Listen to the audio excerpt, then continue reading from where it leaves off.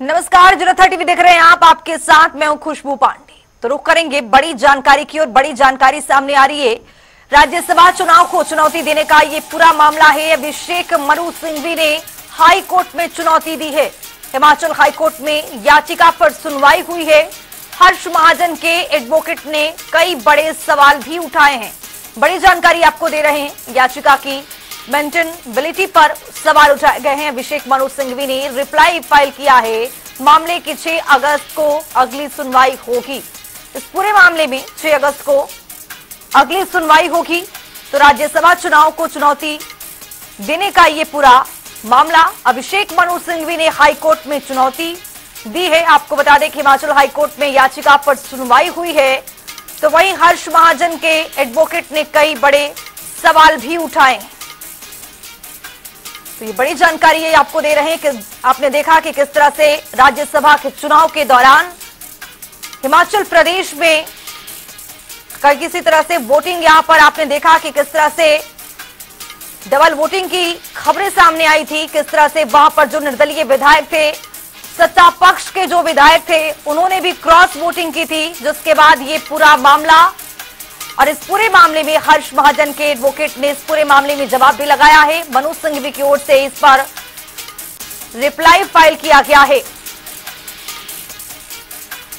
तो शिमला से आपको बड़ी जानकारी दे रहे हैं। राज्यसभा चुनाव को चुनौती देने का ये पूरा मामला है।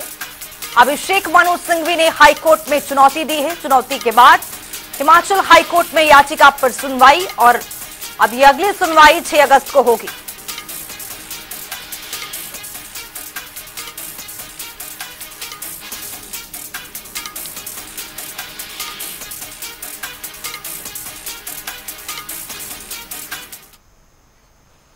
मंडी से एक और बड़ी जानकारी सामने आ रही है, उसे भी आपको अपडेट करवाएंगे। बड़ी जानकारी, 24 और 26 जुलाई को फ्लैग फ्लड का अलर्ट दिया गया है। कुछ स्थानों पर भारी बारिश का अलर्ट है।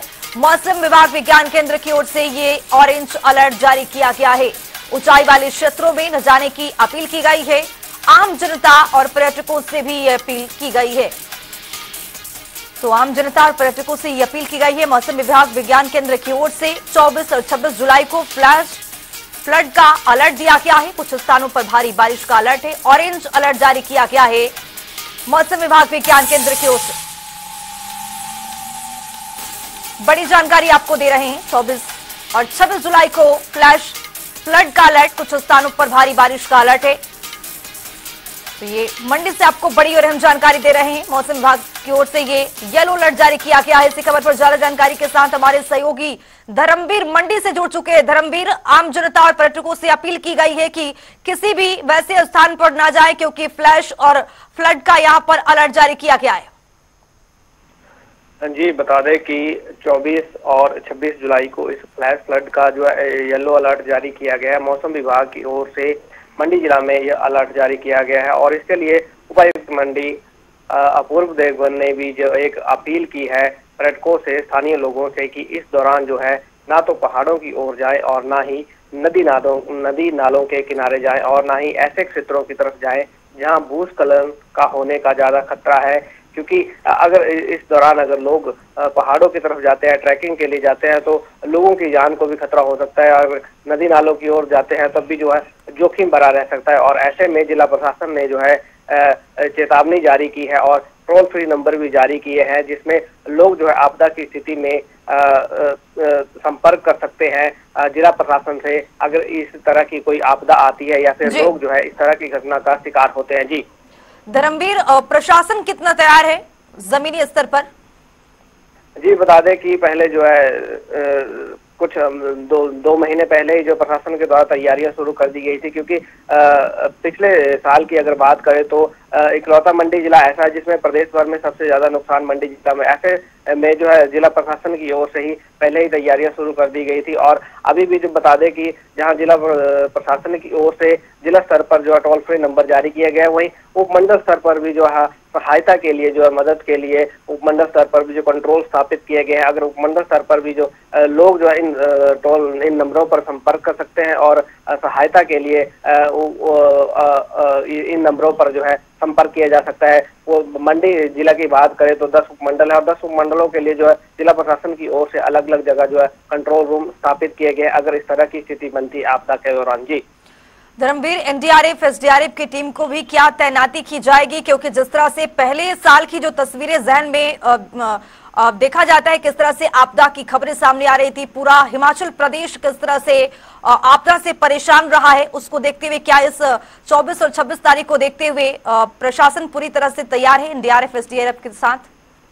जी जाहिर सी बात है कि अगर इस तरह का अलर्ट जारी होता है तो एसडीआरएफ और एनडीआरएफ को जो है पहले ही जो है सूचित किया जाता है और इस तरह की स्थिति बनती है तो एसडीआरएफ सबसे पहले मौके पर पहुंचे। उसके बाद अगर स्थिति गंभीर होती है तो एनडीआरएफ को भी मौके पर बुलाया जाता है और जो है रेस्क्यू ऑपरेशन किया जाना या फिर लोगों को जो किस तरह से बचाया जाना, इस तरह की जो है तमाम जो इसके लिए पहले भी जो तैयारियां की गई थी और कहीं ना कहीं जिला प्रशासन भी इस बार जो है ज्यादा अलर्ट है पिछले साल को देखते हुए। जी बहुत शुक्रिया धर्मवीर तमाम जानकारी साझा करने के लिए। तो ऊंचाई वाले क्षेत्रों में भारी बारिश का अलर्ट है। आम जनता और पर्यटकों से अपील की गई है कि आप नदी नालों से दूर रहिए। 24 और 26 जुलाई को फ्लैश फ्लड का अलर्ट जारी किया गया है।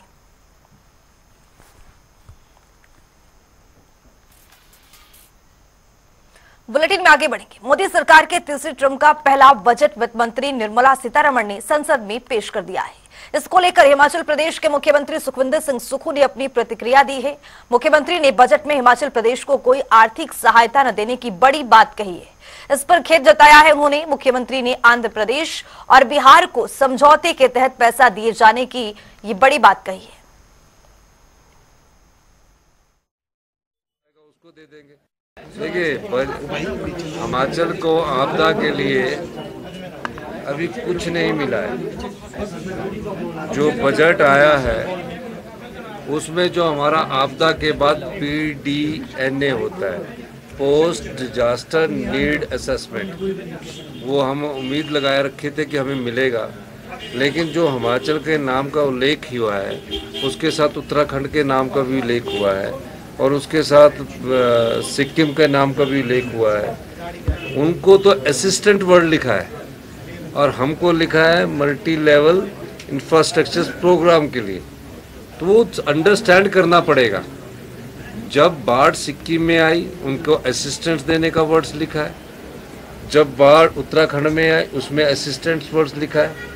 सेम ही अगर लिखा होता तो पता लगता कि क्या है। उस पर अभी हम स्टडी कर रहे हैं कि क्या शब्द है, पर हम चाहते हैं जो आपदा में हमारा जो बजट है, जो हमने 9,000 करोड़ रुपए का भेजा, वो हमें मिले, वो इसके अलावा मिले। इसके मायने क्या मतलब निकाल रहे हैं? ये अभी हमें इसका डिटेल आया नहीं, मैंने पढ़ा ही है, पर उसमें 2 वर्ड्स में तो डिफरेंस आ गया कि कोई इंफ्रास्ट्रक्चर में कोई PMGSY के तहत रोड आएगा उसको वो दे देंगे, कोई प्रधानमंत्री आवास के तहत रोड आएगा उसको दे देंगे, लेकिन असिस्टेंट्स होती तो उससे हमको डायरेक्ट पैसा उन चीजों से लड़ने के लिए आता। क्या मतलब भेदभाव? ये भेदभाव ही है। जब क्या मजबूत किया गया।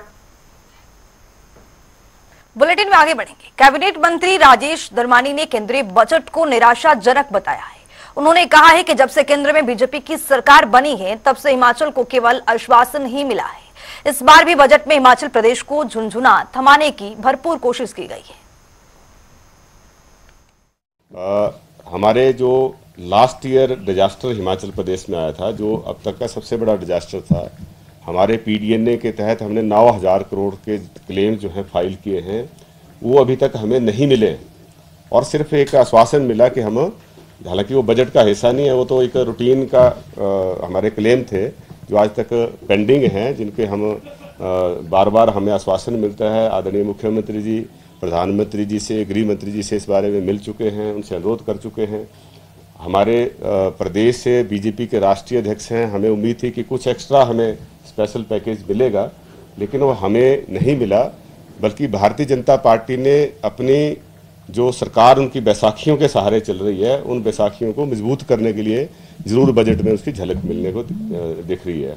हमें इस बात का डर है कि हमारा जो रेवेन्यू डेफिसिट ग्रांट, जिसका क्लेम हमने बड़ी मजबूती के साथ 16वें वित्त आयोग के सामने रखा, जो हमें 15वें वित्त आयोग में हमारे साथ हिमाचल प्रदेश के साथ इंजस्टिस हुआ था, उसमें कि तत्कालीन भाजपा सरकार अपना पक्ष सही तरीके से नहीं रख पाई थी और 14वें वित्त आयोग के मुकाबले 15वें वित्त आयोग में हालांकि कॉस्ट एस्केलेशन के साथ उसको बढ़ना चाहिए था लेकिन वो कम हो गई थी। और हमें इस बात का डर है कि कहीं हमारे हिस्से का जो पैसा है वो उन बैसाखियों को मजबूत करने के लिए बिहार। तो इस बुलेटिन में भी के लिए इतना ही। देश और दुनिया के तमाम खबरों के लिए बने रहिए जनता टीवी के साथ।